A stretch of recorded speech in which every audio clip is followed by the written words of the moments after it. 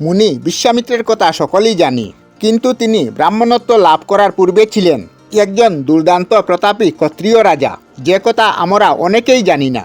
তিনি কিভাবে একজন বিশ্ববিখ্যাত রাজা হয়ে একজন বিখ্যাত মুনি হয়েছিলেন এবং কিভাবে ব্রাহ্মণত্ব অর্জন করেছিলেন, আজ আমরা সেই ঘটনার বিষয়ে জানব।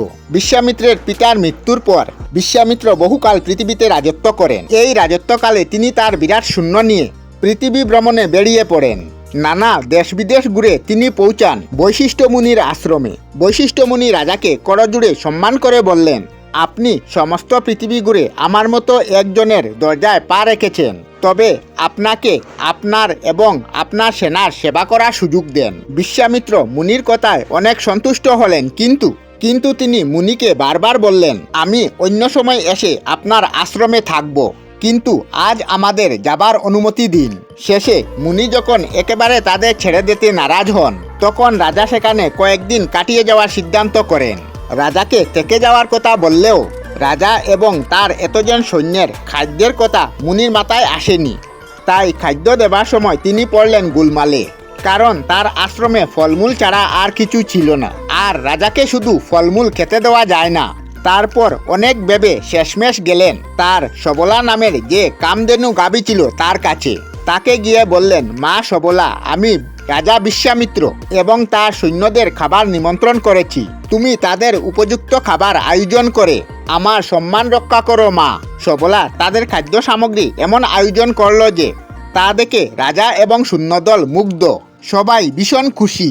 খাবার শেষে রাজা মুনির কাছে এসে বললেন, মুনিবর, আপনার আত্মীয়তায় আমি খুবই খুশি হয়েছি, কিন্তু যাবার আগে একটাই অনুরোধ আমার, এই সবলাকে আমায় দান করুন। বৈশিষ্ট্য মুনি এই কথা শুনে বললেন, মহারাজ, আমার কাছে সোনাদানা বা অন্য কোনো মূল্যবান জিনিস নেই, টাকার মধ্যে যা আছে এই সবলা, দয়া করে এটি আমার কাছ থেকে ছিনিয়ে নেবেন না।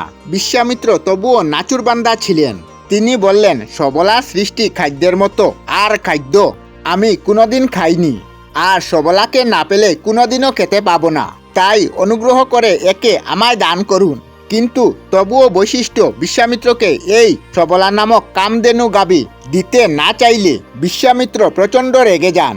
গায়ের জুড়ে সেখান থেকে নিয়ে গমন করলেন। সবলা মনের দুঃখে প্রাথমিকভাবে ভেঙে পড়লেও পর মুহূর্তে সে ভাবতে শুরু করে বৈশিষ্ট্য মুনির জন্য সে এত করলো, তবুও মুনি তাকে রাজার হাতে সঁপে দিলেন। তখন সবলা গায়ের জুড়ে সব শূন্যকে ফেলে দিয়ে মুনির আশ্রমের দিকে ছুটে এলেন। মুনির কাছে এসে বলল, আপনি এভাবে আমাকে কেন অন্যের হাতে তুলে দিলেন?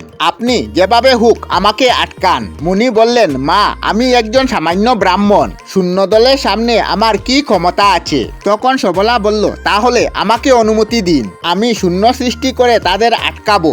বৈশিষ্ট্য মুনি অনুমতি দেওয়া মাত্রই কয়েক হাজার সেনা তৈরি করলো সবলা। তার তৈরি করা সেনাদল মুহূর্তের মধ্যে হাজার হাজার সেনাকে ধ্বংস করে দিল। এরপর রাজার 100 পুত্র যুদ্ধ করতে এলো। বৈশিষ্ট্য মুনির একটি মাত্র হুঙ্কারে তারাও বশ্য হয়ে গেল।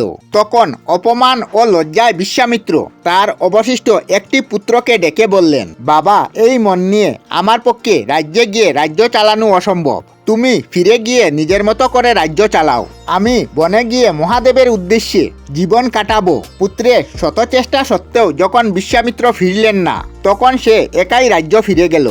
আর বিশ্বামিত্র বনে গিয়ে মহাদেবের কঠোর তপস্যা শুরু করলেন। বিশ্বামিত্র সিদ্ধান্ত নেন যে তিনি ব্রাহ্মণত্ব অর্জন করবেন। এই জন্য তিনি কঠোর তপস্যা শুরু করেন এবং প্রচুর সিদ্ধি ও শক্তি অর্জন করেন। তপস্যায় সন্তুষ্ট হয়ে ব্রহ্মা তাকে ঋষি রূপে স্বীকৃতি দেন, কিন্তু তখনও তিনি সম্পূর্ণ ব্রাহ্মণ রূপে পরিচিত হননি। বিশ্বামিত্র তখন মহর্ষি বৈশিষ্ট্যের উদ্দেশ্যে তপস্যা করেন।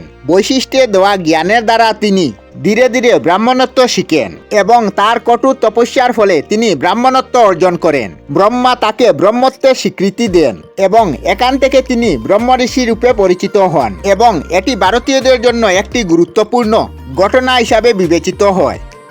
আমরা আমাদের চ্যানেলে সব ধরনের ভিডিও আপলোড করি, যেমন ব্লগ, নিউজ, কুকিং ভিডিও, ধার্মিক আলোচনা ইত্যাদি। যদি আপনারা এই ধরনের ভিডিও দেখতে পছন্দ করেন, তাহলে এই চ্যানেলটি নিশ্চয়ই সাবস্ক্রাইব করবেন। আমি আপনাদের সাথে বিদায়ক না, আজকের মতো বিদায় নিলাম। আর ভিডিওটি ভালো লাগে লাইক, শেয়ার ও কমেন্ট করবেন। ভিডিওটি সম্পূর্ণ দেখার জন্য অশেষ ধন্যবাদ।